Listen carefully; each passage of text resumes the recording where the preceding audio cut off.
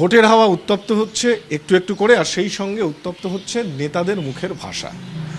শাসক দল তৃণমূল কংগ্রেসের বহু নেতার বক্তব্য নিয়ে বিরোধী দল বিজেপি ইতিমধ্যে আসরে নেমেছে। আমাদের সঙ্গে রয়েছেন এমন একজন রাজনীতিবিদ যিনি বাংলার রাজনীতিতে ভদ্রলোক রাজনীতিবিদ বলে পরিচিত, সংগঠক, গুরুত্বপূর্ণ মঞ্চে। আমি প্রথমে যে কথাটা বলবো যে প্রসূন বন্দ্যোপাধ্যায় সাংসদ, তিনি বলছেন কেন্দ্রীয় বাহিনীকে বসিয়ে রাখবো, কি করে কি টহল দেয় দেখব। ক্রমাগত সুর চড়াচ্ছেন নেতারা। এই ভাষার যে কটুবাক্যের ব্যবহার, এটা নিয়ে কি বলবেন? আমি মনে করি না যে প্রসূনবাবু কোনো কটুবাক্য বলেছেন। তিনি বলেছেন যে যারা আসছে তাদের যত্ন করবেন, তাদেরকে চাফা খাওয়াবেন, তারা এমনভাবে বসে থাকতে চাইলে তাদের বসিয়ে রাখবেন, কোনো রকম সংঘর্ষে যাবেন না আর কি।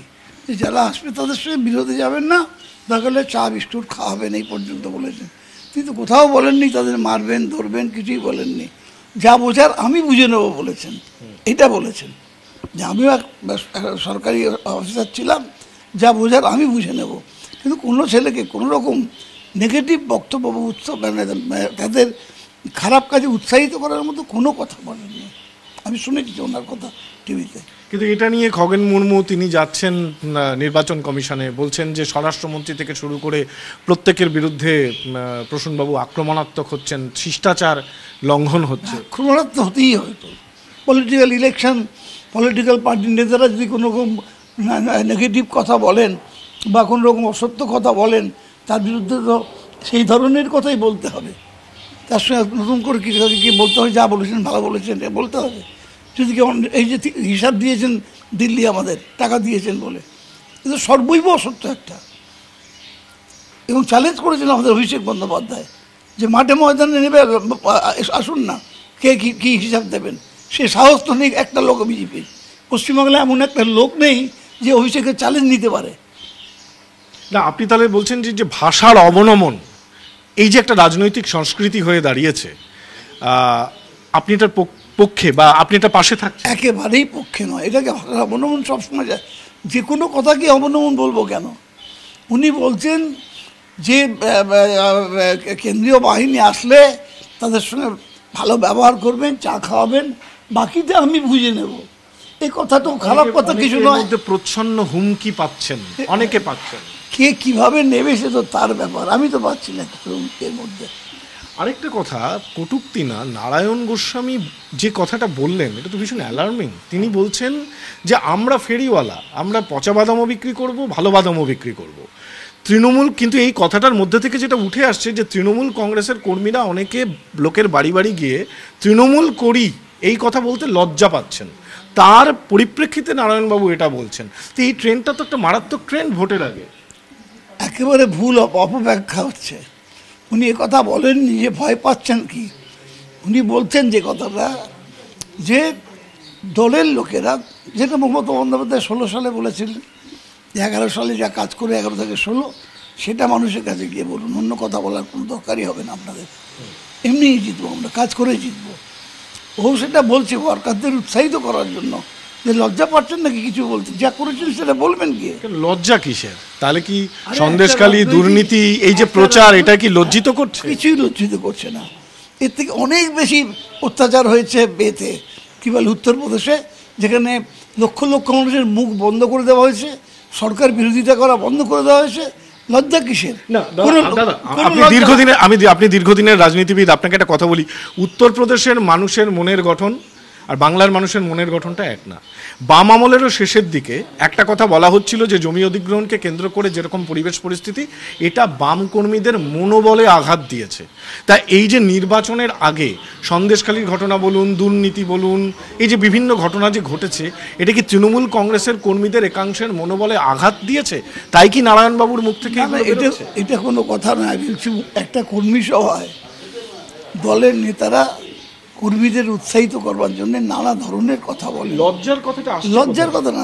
কেউ যদি লজ্জা পান যে আপনি আপনার এতখানি সাকসেস আছে, এত কাজ করেছেন, তারপরে আপনার লজ্জা কি এসে মানুষের কাছে যেতে বলুন গিয়ে? আমরা তো সব জায়গায় তাই বলছি। আমরা আমার এলাকায় যে ইলেকশন হবে তার মিটিং হয়ে গেছে আমাদের, আমরা বলে দিয়েছি যে তিনটে ব্যাপারে আপনাদেরকে বলতে হবে। এক, সিএ একটা নতুন ফাঁদ, সেটা কী কী বলবেন।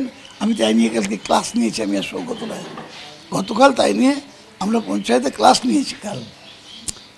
এবং মমতা বন্দ্যোপাধ্যায় সাকসেস বলতে হবে।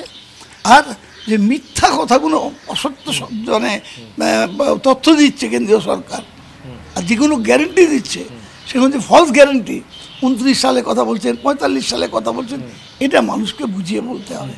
এই তিনটে কথা আমরা বলছি সব জায়গায়। আপনি বর্ষিয়ান মানুষ, আপনি প্রফেসর সৌগত রায়, আপনারা ক্লাস নিচ্ছেন সিএ নিয়ে, কিন্তু ধরুন যে বনগা মতুয়া অধ্যুষিত, বা ধরুন রানাঘাট মতুয়া অধ্যুষিত, এই সব জায়গাগুলিতে সিএ কি বিজেপির পক্ষে পালে বাতাস এনে দেবে? আলটিমেটলি দেবে না। প্রথম প্রথম অনেকে দু একজন ভাবছিল, কাঁসর ঘন্টা বাজিয়েছিল, কিন্তু আজকে তারা বলছে যে আগে যে কথাটা বিজেপি বলেছিল, নিঃশর্ত নাগরিকত্ব দিতে হবে, এর মধ্যে এমন ফাঁদ পাতা আছে যে এইতে যদি কেউ একবার অ্যাপ্লাই করে, সে প্রথমে স্বীকার করে নিচ্ছে সে নাগরিক নয় বলে নাগরিকত্বের জন্য অ্যাপ্লাই করছে। এক।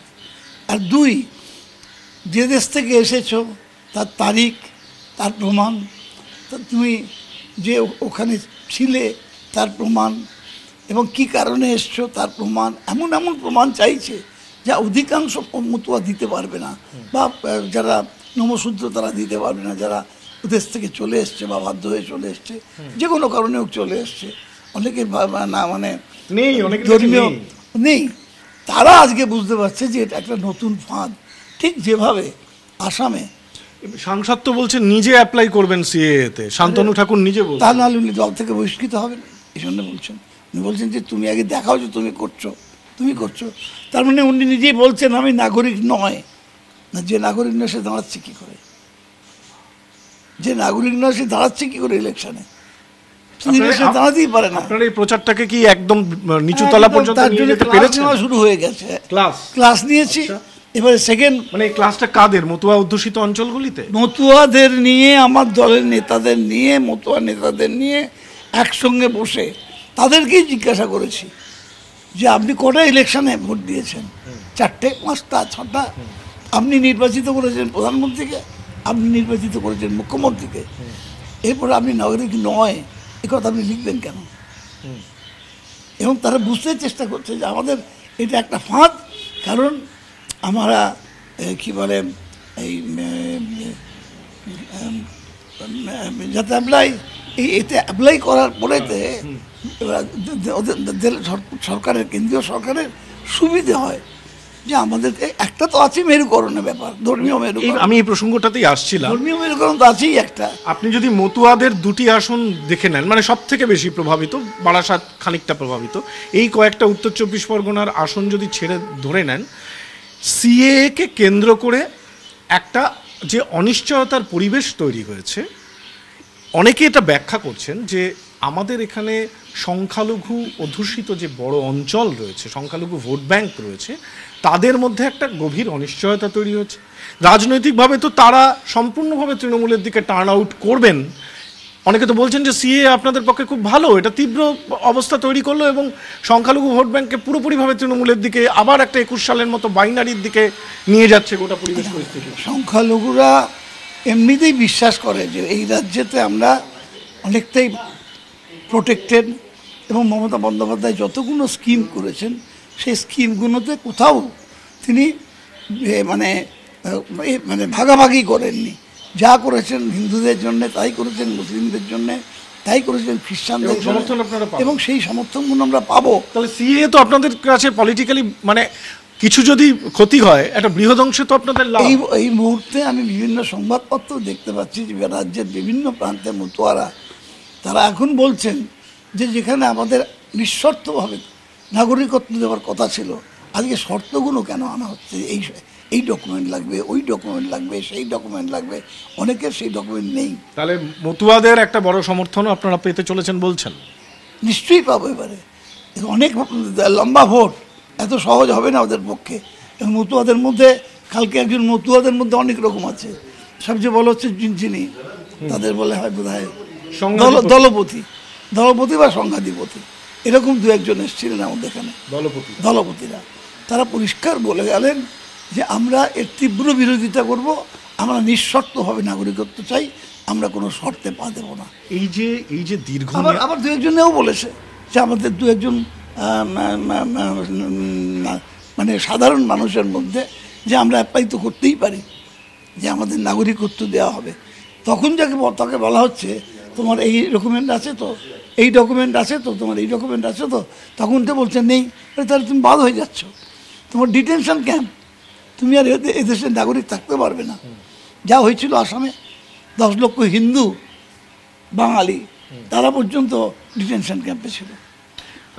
সন্ধ্যা, আপনাকে পেয়েছি হাতের কাছে, একটু একটা প্রশ্ন করি যে 2021 সালে আমরা দেখেছিলাম বাম, কংগ্রেস, আইএসএফ মিলিতভাবে একটা তারা এগিয়েছিলেন এবং সেখানে দেখা গেল যে আইএসএফ কিন্তু সংখ্যালঘু ভোট ব্যাংক খুব একটা কাটতে পারেনি, ব্যাপকভাবে যে টার্ন আউট করেছিল তৃণমূলের দিকে।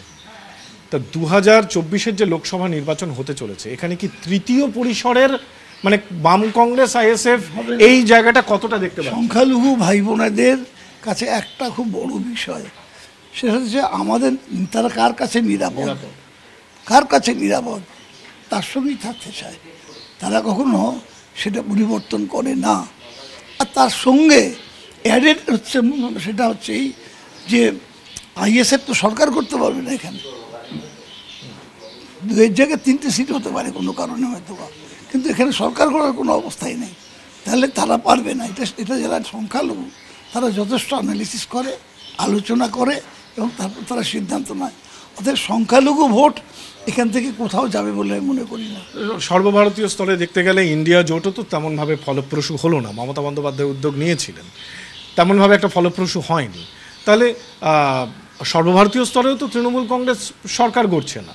সেক্ষেত্রে কি বাংলায় ফ্লোটিং ভোটের একটা বড় অংশকে পক্ষে নিয়ে বিজেপি এই ভোটযুদ্ধে নামছে বাংলার পরিপ্রেক্ষিতে, যেহেতু তারা একটা ফর্মিডেবল গভর্নমেন্ট দিতে চলেছে? না, কেন্দ্রের অন্তত তাই কেন্দ্রের গভর্নমেন্টের যে তাদের আসল যে রূপটা, সে তো অলরেডি আমরা চ্যালেঞ্জের মাঠে চলে গেছি এবং এক্সপোজ করছি আমরা মানুষের কাছে যে তাদের গ্যারেন্টি।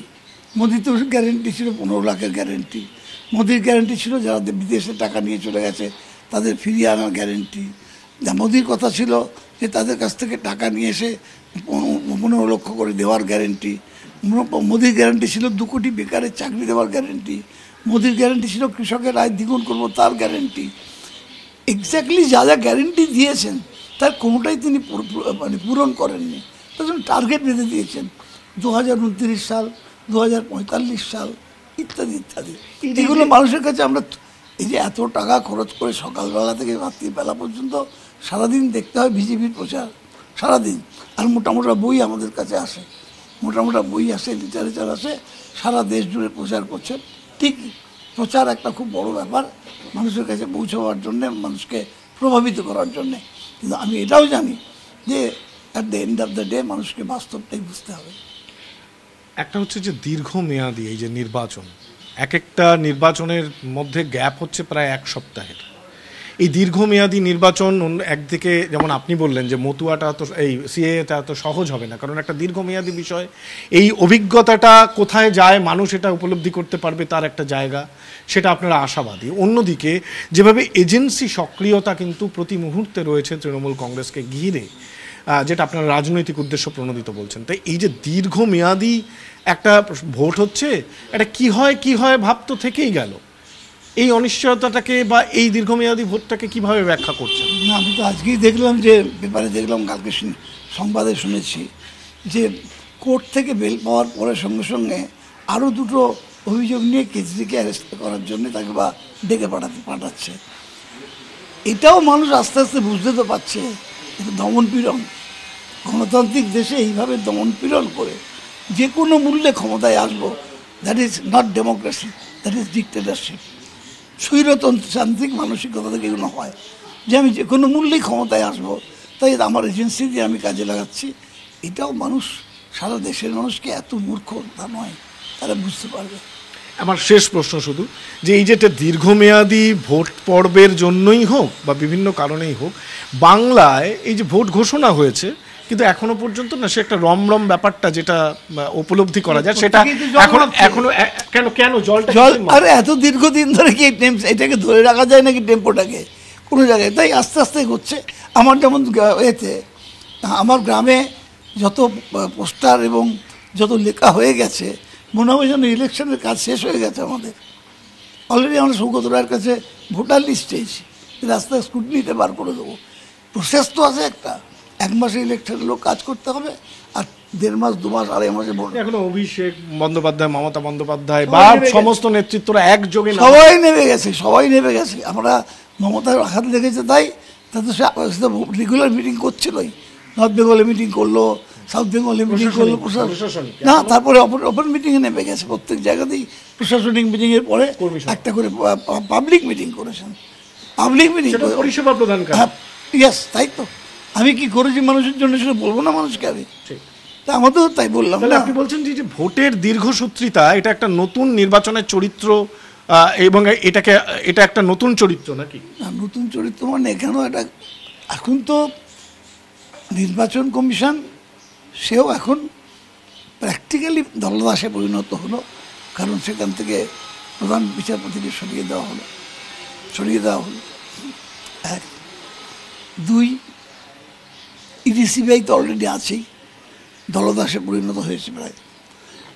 এই করে নরেন্দ্র মোদীর যেটা ইচ্ছা যে আগামী দিনে এইভাবেই এরপর হাইকোর্টটা বা সুপ্রিম কোর্টটাকে যদি দখল নিয়ে নিতে পারেন কোনো কায়দা করে, তাহলে এখানে তিনি যা ইচ্ছা তাই চালাবেন, কেউ বাধা দেবার থাকবে না।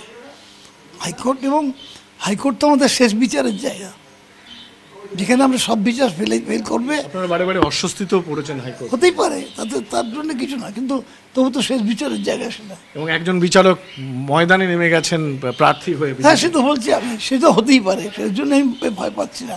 2-4 জন লোক স্থাবকতা বা দালালি করতেই পারে, কিন্তু অ্যাজ এ হোল বিচার ব্যবস্থাটাকে যদি কুক্ষিগত করে নেওয়া হয়, তাহলে গণতন্ত্রের থাকবে না ভারতবর্ষে। তাহলে আগামী নির্বাচন কি হতে চলেছে? মোদির এই যে আপনি বললেন যে চারিদিক থেকে যেভাবে ঘেরা হয়েছে, তৃণমূল কি ভয় পাচ্ছে? ভয় পাওয়ার জায়গায় আমরা কেউ নেই। আমরা যে দলটা করি, তার যিনি নেত্রী, তার নাম মমতা বন্দ্যোপাধ্যায়, তার নেত্রী, যিনি বারবার মৃত্যুর হাত থেকে বেঁচেছেন কিন্তু লড়াইয়ের ময়দান থেকে চলে যাননি।